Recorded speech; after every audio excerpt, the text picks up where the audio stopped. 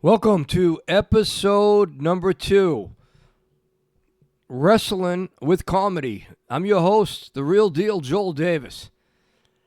In today's episode, we're going to talk about the startup, the beginning of Walter Killer Kowalski's School of Pro Wrestling, the late, great Walter Killer Kowalski. Rest in peace.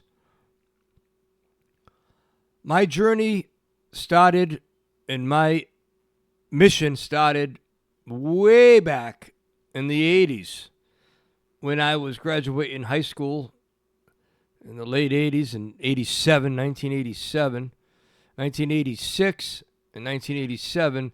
I was in a backyard federation before the Hardy Boys, pretty much before Cactus Jack, or in that same era as Cactus Jack. Backyard wrestling, 86, 87.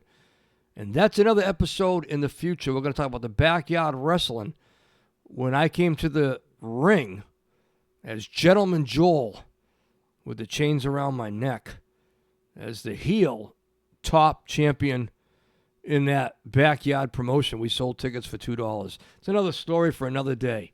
Another story for another podcast. The backyard days of pro wrestling with Joel Davis. A lot of people don't know much about it. There's not much video, if anything, out there. There is some in existence that I've been trying to search for. A gentleman named Willie Charbonneau in this area does have footage of that backyard wrestling. I've asked many times for it. He's promised me the footage for the last 8, 9, 10 years. I still haven't seen it. But that's another podcast and another story for another episode. This episode is the startup of Walter Killer Kowalski's training that Joel Davis, myself, went through. What I seen, the beginning, how it started. It started actually in late 1990. I looked up Kowalski's. I'd been out of high school since 87. It was 21, I believe, 20 turning 21. It was 1990, and I drove up to Malden, Massachusetts. I found where Kowalski's school was.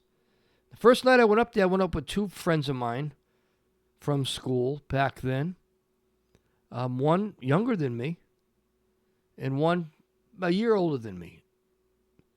One was a big weightlifter, and one was just a big pro wrestling fan. They're both deceased. One was Louis Toledo, the younger one, big wrestling fan. Died very young. The other one was Scott Mitchell, and died the last couple of years. Knew his way around the gym. They call him Young Mitch. Rest in peace, Scott Mitchell, Louis Toledo. They drove up with me in 1990 to Killer Kowalski School of Wrestling. 1990. It was late 1990. Only to find out that Richard Burns was there, the superstar Richard Burns, but there was no Walter Killer Kowalski. I had the wrong night. Didn't know. Made the drive. Adrenaline going. Butterflies. Just to meet superstar Richard Byrne. Superstar Richard Byrne. Rest in peace. Superstar Richard Byrne was on top of the USWA, his promotion. And he had his girlfriend, his legit girlfriend in real life, Jamie West, as the women's champion. And Richard Byrne was a legitimate martial artist, a really first-degree black belt, monster. Break your neck with his hands. I met Richard Burns, and I introduced myself. And he asked me, he said, interested in getting into the school? I said, yeah. He asked me a couple of things. So, well, you got a wide back and a big ass. That's what he said to me. It's crazy. I think about it. Got a wide back and a big ass. He said, it'd be good for bumping. He said, come back another night when Walter's here. And it was late 1990. It was the end of 1990. I didn't go back in January, but I did go back in February. When I'm back in February, I was prepared. I had my money on me. I knew what the fee was. And I knew a little bit about Killer Kowalski School of Pro Wrestling. It was in Malden, Massachusetts, up many, many, many, many flights of stairs. Anybody that trained at Kowalski's with Kowalski's, at Kowalski's with Kowalski, they'll remember the flights of stairs. There was a boxing ring and a gymnasium, small gymnasium with glass doors to the left of the ring. If you were out of shape, you'd get blown up and winded just climbing the stairs with your gym bag just to get up to the area where the ring was set up. It was a martial arts studio Richard Burns ran and Kowalski ran Professional Wrestling Institute, Killer Kowalski's Professional Wrestling Institute training camp. February 5th, 1991 was the day I handed the $1,500 to Walter Killer Kowalski. That night, he had me in the ring for the first night. First night. He told me, and I remember it, and I remember being in that ring, that I needed to bump backwards over the top rope to that wooden hard floor. You know, it was a boxing ring. It was a standard size ring, not the small ring. Standard size ring, a few feet off the ground. I bumped it, and I remember training at that time with some great athletes in Kowalski's school that actually made it up into the Indies. But I also trained with some big names that made it all the way to the top. They call it the major leagues. WWE, at the time WWF, and also WCW. And Triple H, probably being the biggest name. Triple H, he was actually training the same time I was at Kowalski's. Perry Saturn, who teamed with John Cronus in the ECW and was the ECW Tag Team Champions. Legit. Perry Saturn, legit athlete. And also Joni Laura Chyna was also training the same time I was training in 1991. What a group of big names right there. Those three. I was right there at that 1991. That was towards the end of Kowalski's era of actually getting into the ring and actually training pro wrestlers. 91 into like maybe 92, and then we know things switched over and Walter would just yell instructions. But in 91, he'd get in the ring. Believe me, he'd get in the ring. And other pro wrestlers that came up with me that were great athletes that had good names in the Indies were Flying Bill Wilcox and Freight Train Fulton. Mike Bernard. And these guys were great. And these guys would work a lot of top matches, middleweight to light heavyweight to middleweight class. And also Snookie Frink, Darren Dawson, great guy. Became friends with him coming up. Snookie Frink. He did some mixed tag matches with females, one male, one female tag matches. Snookie Frink. Also, a gentleman named Bulldozer, big giant, was in, and they're training at Kowalski's the same time that I was trained back in 1991. The Bulldozer, Derek Higaby, big monster. Seemed like he had it all. Never really made it to the big leagues. Never made it to the big leagues, but was good. Was a big guy. He actually worked in the bakery at a supermarket. This guy was like huge. He was like, 10 times the size of Hardy, Laurel and Hardy. I think Hardy's the big guy. Think of Hardy from Laurel and Hardy, the big guy at Laurel and Hardy. This guy was like 3 times his size. The Bulldozer. He hit me with a forearm one training night. Just training. We just trained from February 5th, 91 till I debuted in October 25, 91. It was all training. The big Bulldozer hit me with a forearm so hard across my back it just crushed me like an accordion. Training. That was tough. Perry Saturn dislocated my jaw with a legit sidekick to my jaw. I showed up late at Kowalski's one night. Kowalski basically told Saturn to teach me a lesson, and he did. About 3 months in, I was in a vertical suplex. I broke my left ankle. A vertical suplex. Driving home, I got into an accident on the highway, coming out of Boston, down the highway, on 24, Route 24, back to south of Boston. Still had my wrestling boots on. My left ankle was broken. Got rear-ended. To shoot. This is true. No one knows these stories. These don't come up. I'm somewhat of a private person, and I don't talk to everybody about behind the scenes and what I've dealt with and the dark days that I've seen. So dark I couldn't see. Just walking along, looking for the light at the end of the tunnel, so to speak. Pro wrestling, I wasn't going to give up. Broke that ankle. I was back 6 weeks later. Back in the ring, training again. I remember Walter seeing me when I came back in. There was a little locker room out in the back at Kowalski's, and I was back there, and I was putting on my gear. I had the white leather boots with the blue stars. Had those boots throughout my entire career. And I was lacing up my boots. Tony Roy was back there. Great athlete. Tony Roy, who worked a lot of main events with Triple H when Triple H was terrorizing for the IWF. Tony Roy was sitting back there, and he was giving me a little pep talk. And Kowalski came back into this little locker room there at Malden. And he saw me for the first time after 6 weeks after I had broke my left ankle. Never heard from me. We never talked on the phone. There's no internet back then or nothing like that. He looked down and said, "Oh!" He said, "Ah!" He just looked at me. He made that grunt. And I looked at him. He says, "I can't believe that you're back. I thought you were all done. You're back? Okay." I got in the ring and started training again. Taking body slams, taking suplexes.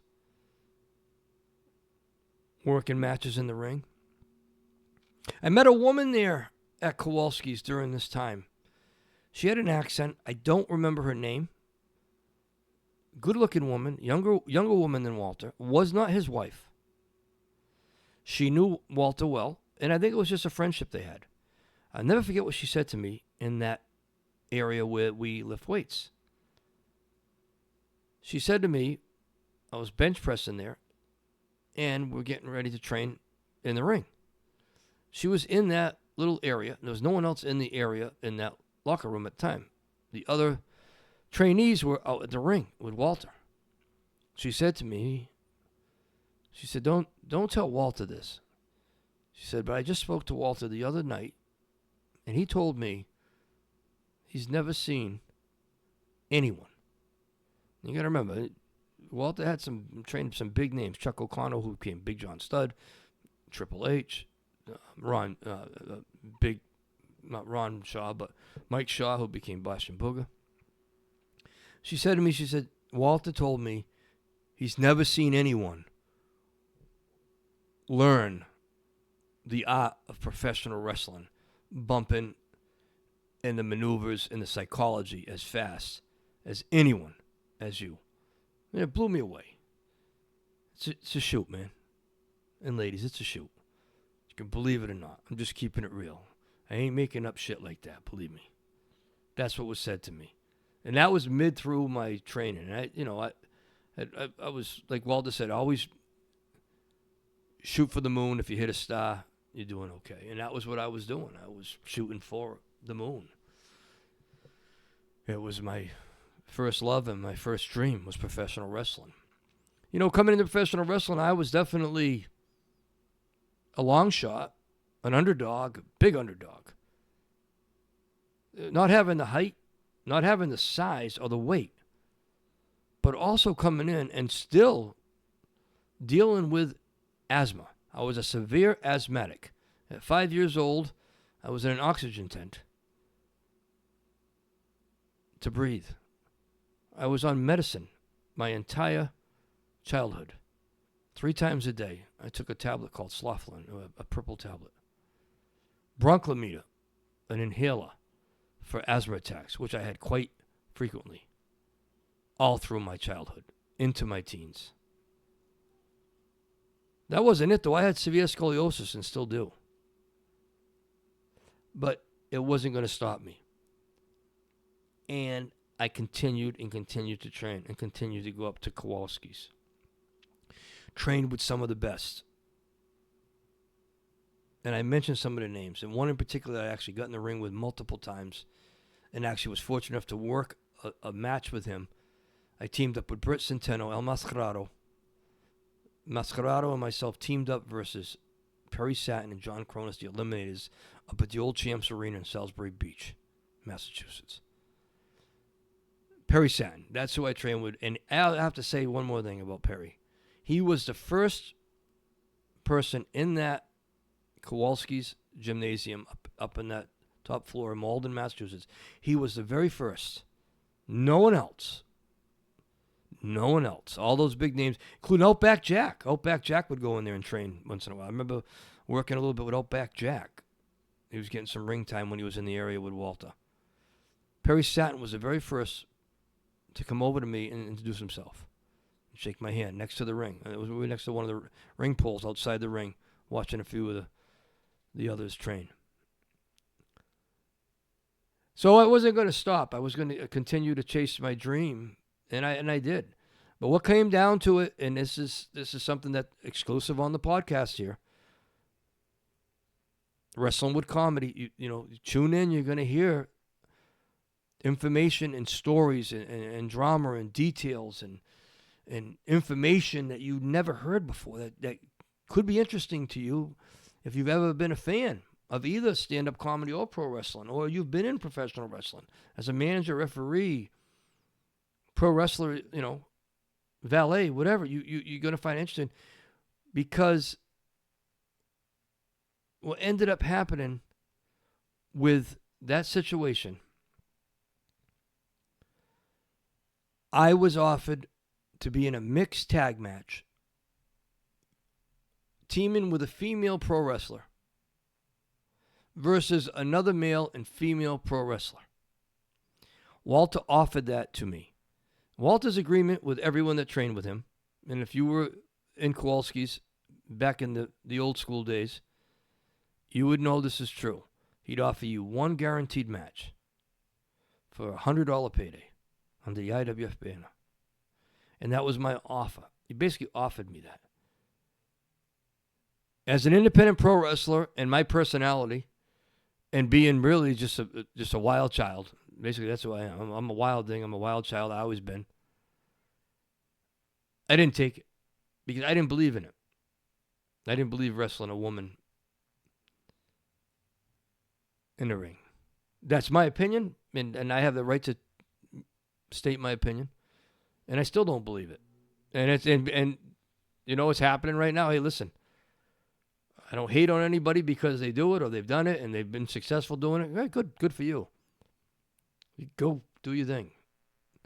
I never did it, never would.